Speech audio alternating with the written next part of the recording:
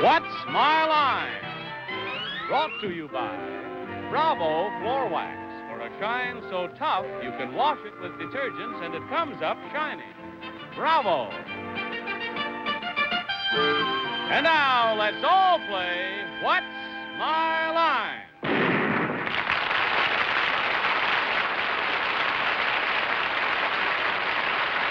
And now, from New York, let's meet our What's My Line panel.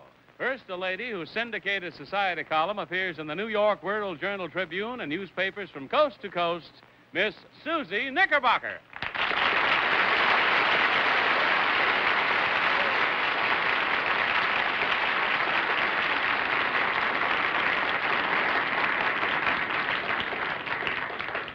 I'd like to introduce the gentleman whose new book, The Ground is Our Table, belongs on everybody's table. Steve Allen. Thank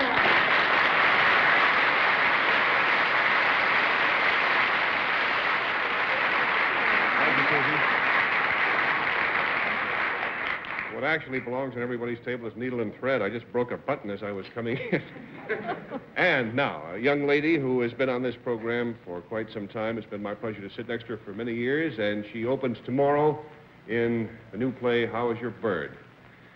In Poughkeepsie, New York. Ladies and gentlemen, Miss Arlene Francis.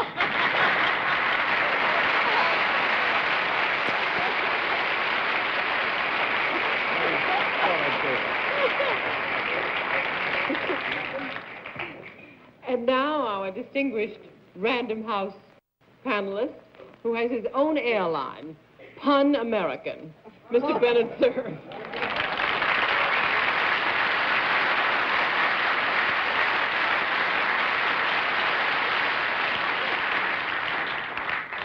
And here is our relentless, sometimes devious, but almost always unsurpassable panel moderator, John Charles Daly.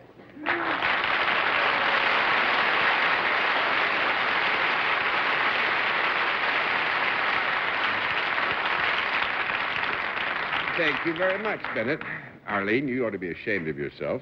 I am. Suzy, it's wonderful to have you back. Thank you, John. And Steve, it's nice to see you. We've been seeing a lot of one another these days, and I like that idea. It's always fun, John. Thank you. It's Old Home Week. See you sitting there, and because it's Old Home Week, I'm happy to say that we've got some very interesting occupations for you to play games with today.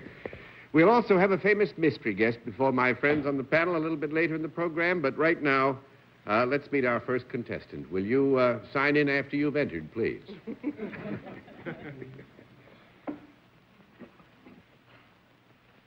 Bong, Wei, Wong.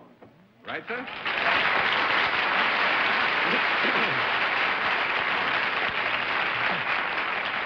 All right, Mr. Wong, where are you from? I'm from Berkeley, California, but presently in Europe. Presently working in Europe. Ah, you went to Berkeley? Go to Berkeley? Yes, I did. Real California? San Francisco? Well, I was actually born in Arizona. Born in Arizona. You've moved around a good deal. Mr. Wong, may I present the panel? Now, will you join me over here, sir, and we'll let the audience in the theater and the audience at home know exactly what your line is.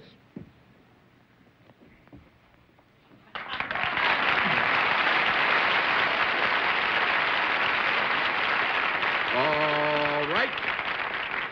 Panel, we can tell you that Mr. Wong is self-employed, and he deals in a service. And we will begin things with Arlene Francis. Mr. Wong, are you a performer? Yes.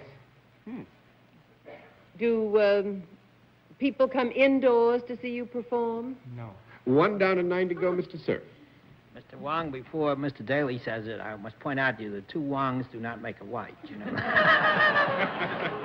One of our good viewers wrote me a letter and said the next time Bennett does that, go digging in Shakespeare and you will find a line which says, "He who will pun will pick a pocket."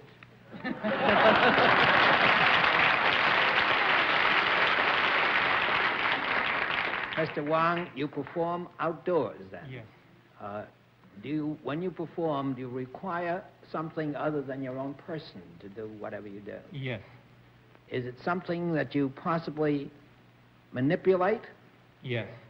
Would you be able to do this in a circus? No. No, well, let us say that it could be done in a circus, but no term of reference with which we are familiar suggests that it ever has been done in a circus. This is what we mean to convey, Bennett. Suzy? But this is done outside, as in an arena, perchance? Well, we could generally describe it, I think, Mr. Wong, as an arena. Yeah? Do you require a special kind of training for what you do? Yes, you do. Must you go to school to learn what you do? Not necessarily. Is that a no? No. Let me have a small conference with Mr. Wong.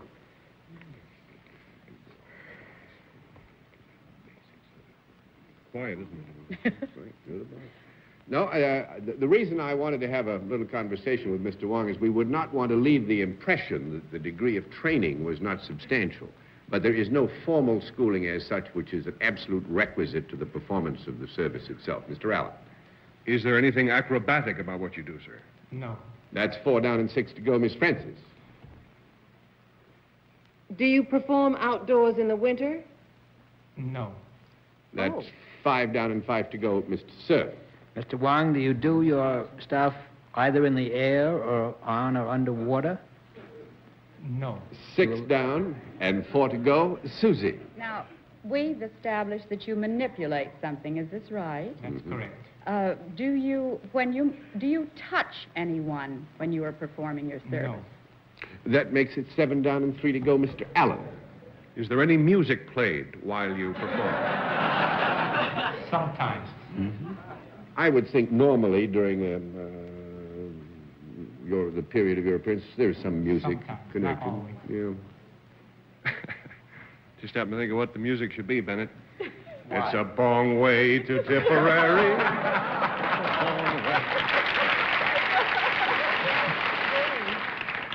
Is it Occidental music? Yes, it is. Is your job dangerous? Yes, it is. Are firearms involved? No. That makes it 8 down and 2 to go, Miss Francis. Is there any vehicle connected with what you do? No, there is not. 9 down and 1 to go, Mr. Sir. Mr. Wong, could you use the service, the thing that you do, in defending yourself? Yes. Would it have anything to do with either judo or some kind of wrestling or thing of that sort? No. No, but the arena is getting open. This is a tough one. I told you we'd have it. You want to take a couple of guesses? Is he a swordsman? No. Although he does use what we would describe as a sword as a part of the responsibility. A fencer? I meant a fence. No, because the Sword swallower? the sword is there, but is not there until the Sword final dancer? moments. Now, there's a It's hint. thrown at him. Mr. Wong is a bullfighter.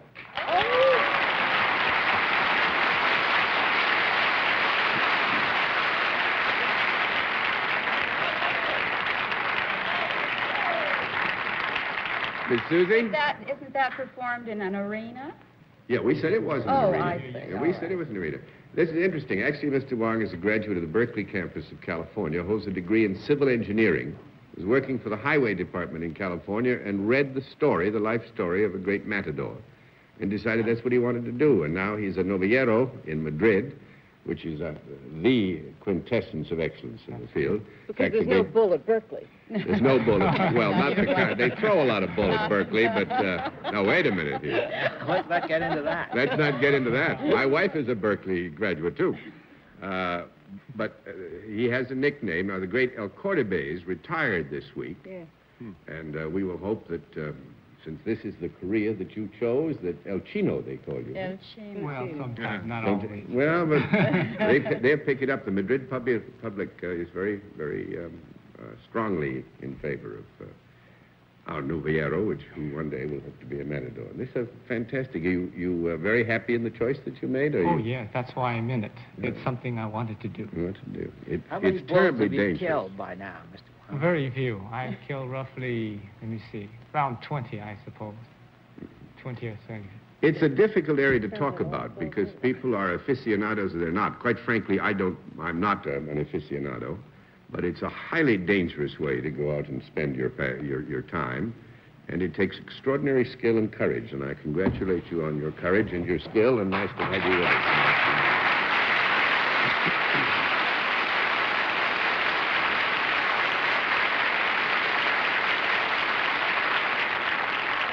We'll have another contestant for you in just a moment after this word.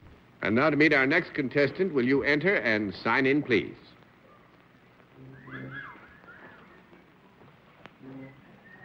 Cecilia Benner, right, ma'am?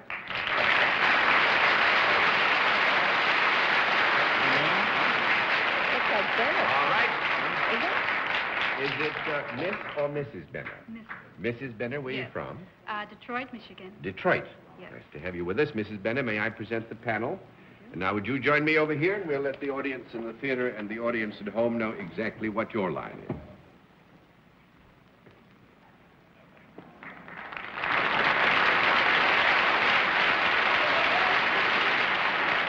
Whoa. All right, panel, we will tell you that Mrs. Benner is self-employed and deals in a product, and we will begin things with Bennett Cerf. Steve, what song would you have in mind for Cecilia Benner? All together now. Sometimes I wonder why I spend a lot. No, Has does your nothing to do mother with know it. you're out? Does your mother know you're out? Mrs. Benner, the product that you deal with is one that can be used by both sexes Yes. and devoted entirely to human beings, not animals? Yes. Is it a product that could be held in the hand? Yes. Is it a product that would be found in the home? Yes. In a particular part of the home, usually? Yes. If it were a two-story house, would it be on the first floor?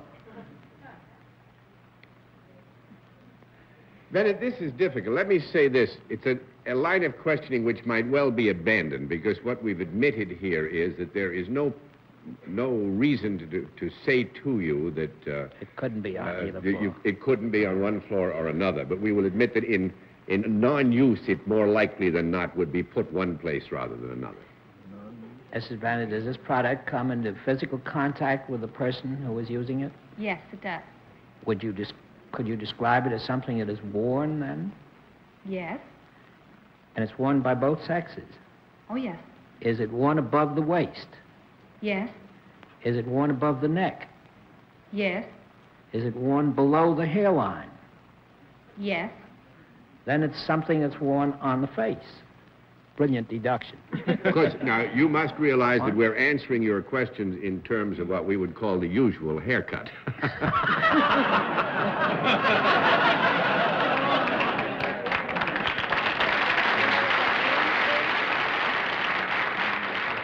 Mrs. Benner, does this product then have something to do with either the mouth, nose, eyes, or ears? Yes. Which one? Bennett's been trying that for 17 years. Never Hasn't got made it that. yet. How about ears? Yes. Because John said something about the kind of haircut. Then My it is fault. something that is worn around or in the ears. Is that right? Yes. Is it around the ears rather than inside the ear? No. One down and 9 to go. As a matter of fact, 4 or 5 down since I made a mistake. Go ahead. I shouldn't talk so much about haircuts. Suzy, you're next. It goes inside your ears, then, one's ears. Inside, Yes. earplugs.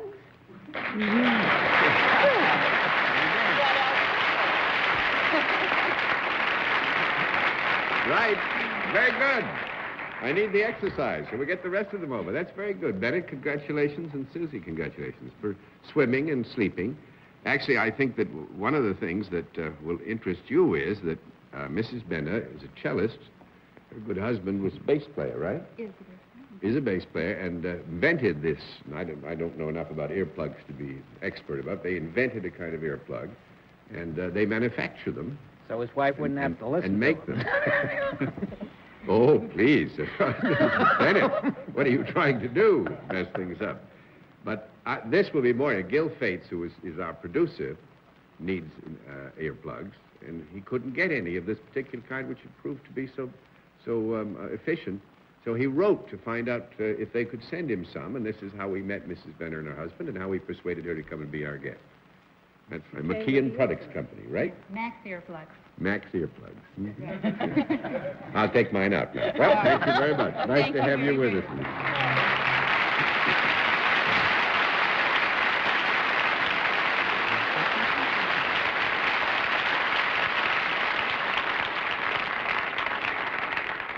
Yes, Steve? John, tell Gil Fates that if he can't get the right brand next time, if a button falls off his tux, just stick it right up in there and it'll do the trick. Save the button. We'll get Bennett to sew it on for you after the show's over. We'll meet tonight's mystery guest in just a moment, but first, this man. And now the special feature of our program, the appearance of our mystery challenger, for which, as the good Lord knows, everybody knows, the panel is blindfolded. Are those blindfolds in place, panel? Yes, sir. Yes. Good. Will you enter mystery challenger and sign in, please?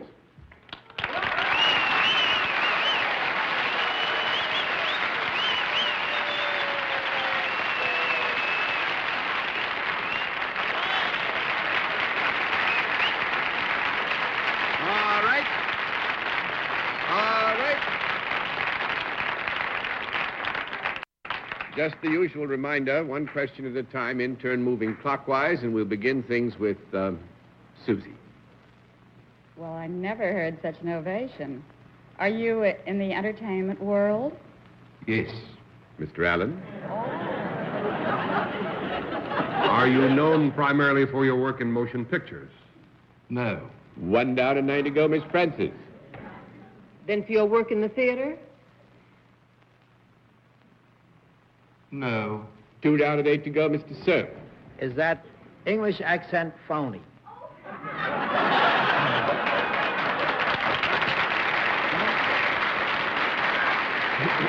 Yes. Yes? Yes. Suzy? You are not known primarily for movies or for the theater? No, now let me put a caveat down. We're not suggesting in any way, manner, shape, or form that our guest is not well known in the other media, but we're just suggesting, since it was posed, are you best known, that we're holding something else out. I see. Are you a singer? No. 3 down and 7 to go, Steve Allen. Did you bring a needle? Oh, never mind. Do you work primarily in television? Would you say that again, Steve? No, John. Well, there's an impasse. Do you work primarily in television, or have you worked primarily in television? Yes. Miss Francis? Would you be considered a comedian? Yes. Mr. Cerf? Have you got a regular series? Yes. Suzy? Do you co-star with someone that we all know, someone who is a household word? You mean like Irving Borax? Exactly. What else? No. No. No, I don't think so. No. 4 down and 6 to go, Mr. Allen. Is your program primarily a comedy program? Yes. That's nice. Do you play a father in this series? Yes. Has Cerf. this series been on the air more than one season, you lucky fellow, if so? Yes. It has. Yep. Suzy? You're a daddy. Yes. A daddy. Do you have more than one child? No. Mr. Allen? Oh, dear. Is your program a witty, sophisticated, urbane kind of thing as contrasted with the country style? No. No. That's 6 down and 4 to go, Miss Francis. He's a country-style daddy. That's the best kind. Is it Western country? No. 7 down and 3 to go, Mr. Cerf. Well, there are a lot of these Western fellows around, these It's hillbilly, not I mean, Western, hillbilly fellows. I can't think which one. How can I determine? Rip off your mask, Ben. That would help.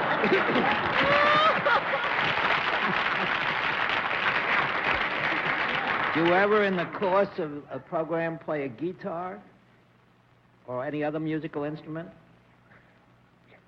Sometimes. Suzy? You have one child. I wish I knew what's so funny. Is she a girl or is he a boy? Is it a girl? No. That makes it 8 down and 2 to go, Mr. Allen. Oh, dear. You wouldn't be Eddie Albert, would you? No. No, that makes it 9 down and 1 to go, Miss Francis. Has Batman any children? Or Superman or any? No. He ain't robbing the cradle lately. Is it, no, he's got more than one. Everybody I can think of has more than one. This is not necessarily germane. Oh. It's Irving Germain. That's He...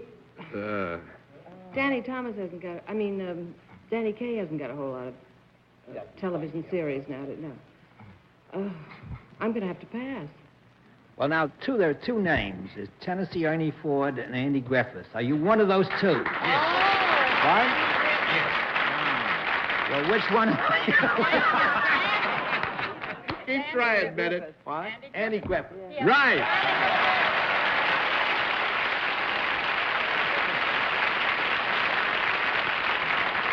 Fool him every time. How about that English accent? Fool him every time. Had an Aunt Boo. If we How had about to be that at an English? Aunt Boo, we'd Yeah. have known everything. the voice just fooled us. It was a great Was voice. it? Isn't that Very wonderful? good. it was just great. And the thing that's taking me is that English Is accent it phony? phony. Yes. Yes. Phony as a $3 bill, right? Very phony. Or a $7 bill, right? They may be good. I don't know. Well, if anybody can make them good, you can. Andy's going to even do a special of his own. What, Tuesday night, right? Tuesday night, I have a special on with Ernie Ford. Yeah. Uptown, the Uptown And Downtown. Your friend Don Knotts, Steve. Ah, that'd be fun. That'll be fun. That'll be fun. 8:30 on Tuesday? 8:30. 8:30 on Tuesday. The three of you ought to have a ball. Well, I say, we taped it already, so we did. Did you? You had a good time? Did you sing, too? Yes, I sang right with Ernie Ford, if you want to believe it. You sang, but you didn't And sing. so did Don. Did he? Yes. Oh, great. That ought to be great fun. Andy first became famous around Random House when he Yes, did sir. No Time for Sergeant. Yes, sir. Right. Hmm? Very well. That's That what we was thought, we thought you might grab Marvelous, it quick. marvelous book. Yeah, it was. I still go back and read it, and it's still funny. Unfortunately, the fellow who wrote it died. I know. At 42. Well, you made a very fine guest. Well, thank you. I enjoyed myself. When you very get much. back to Oxford, I do hope you tell all the chaps I at shall. Maudlin that we I shall tell every one of them hello from all of you. Yes, I do wish you would, and thanks very much, Andy. Awfully good to have you.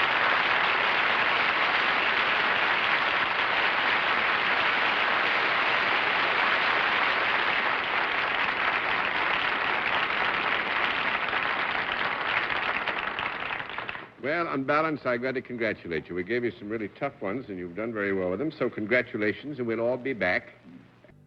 And may I say again that it's fun having had Suzy and Steve back with us.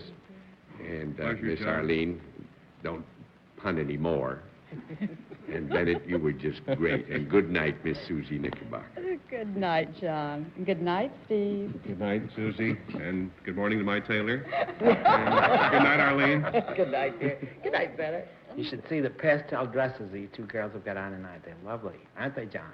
Good night. Yes, I think they are. They're lovely deal. And that from an old from an old plug like you, that's something. And thanks to all of you for being with us on What's My Line?